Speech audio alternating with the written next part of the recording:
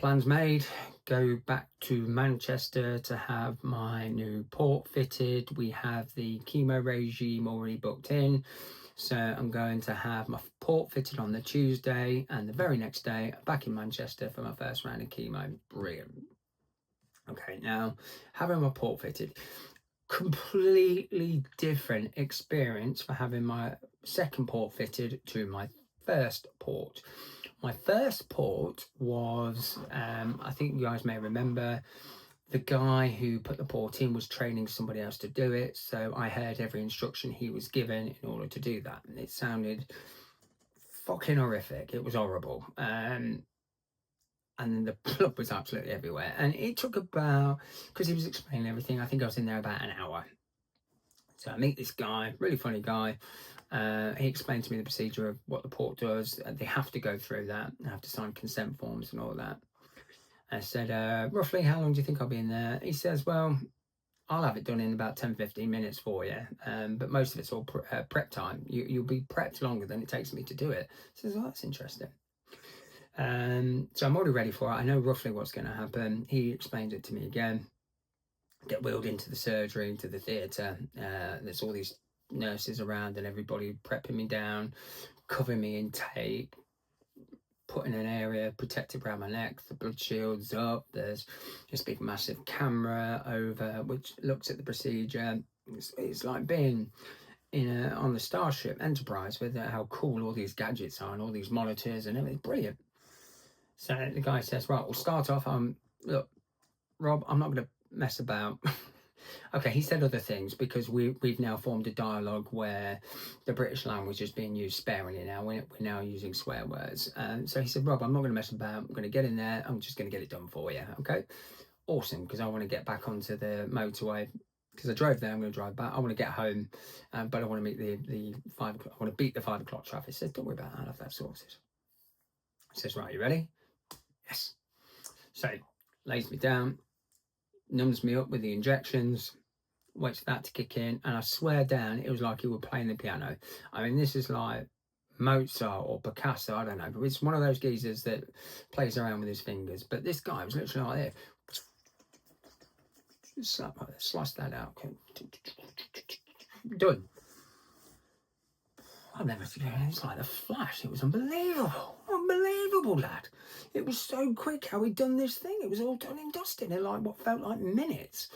And it was true to his word. It was the prep down and the strip down and all that took longest, but his part of it was done and dusted in record time. But I was just so fascinated because I could see everything. I was just so fascinated how quick his fingers worked, and he must have done this procedure so many times. It was fluid. It was flawless. It was, I don't know, he was even doing it with his eyes. It was just, everything was so fluid, the way he was doing everything. It was just, anyway, hats off to that geezer, because that was absolutely brilliant. I'd say not even 10 minutes, but it was done. Sticker over, tested the port, all fine. Straight back to where my ward was, back to our room. Up and out in about half an hour, and then back on the motorway to come back to Leicester. Brilliant, absolutely brilliant. Completely different to my previous experience, but this was awesome. Next day, get up early. I think we're on the row. Aunt Sandy drives me there, drives me and Belinda there, because chemo starts at 9. We're in Leicester. It's about 2 hours to get there. So yeah, we're leaving the house about 6:15-ish to get there, because we know what Manchester traffic is like.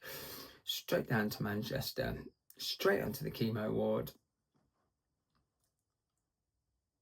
I had 29 rounds of chemotherapy through the NHS. And although I cannot fault the staff, the nurses, the sheer difference, and this is the problem we have with the NHS, these people that work on these chemo wards work 10 times harder than they should have to. It's not fair what they're dragged through. They probably got about 30 patients to one nurse, and the chemo ward was always full. And with that, you would have the alarm sounding off to say one infusion's finished, and you got people coming and people going, and then they were backed up. It was sheer absolute chaos. be asleep the second their heads hit the pillow, as if they're allowed to go home, because some of them I know were working 12 hours. Oh, it's just crazy the amount of hours they put in. Not by choice, it's just they did it. Sorry, not because they had to, it's because they chose to do that, because they don't like leaving people. But comparing that to being in the Manchester hospital, where everything was calm, it was like, okay, would you like to see, would you like a drink? The setup was all calm. It was just, it's chaos to calm. That makes a big difference by putting you at ease.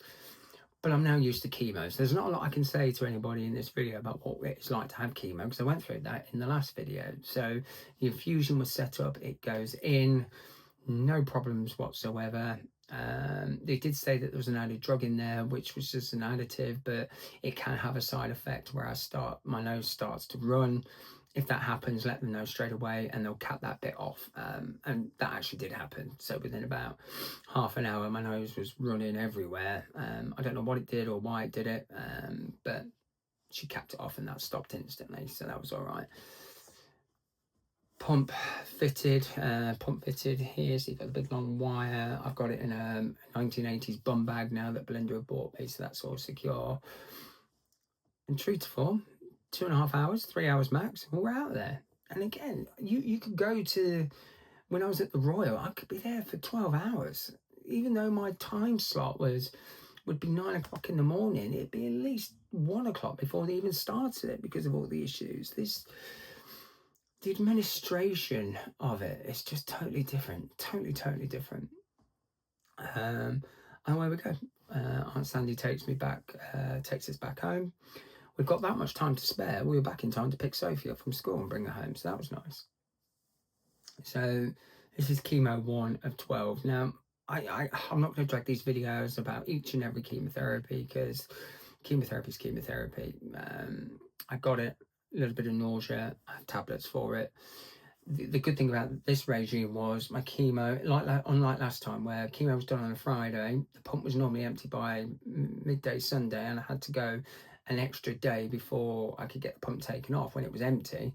Chemo was fitted on a Wednesday this time, which means the pump was ready on a Friday to come off, just as it had emptied. So I've actually gained a day without the pump this time. So it was, everything worked out great.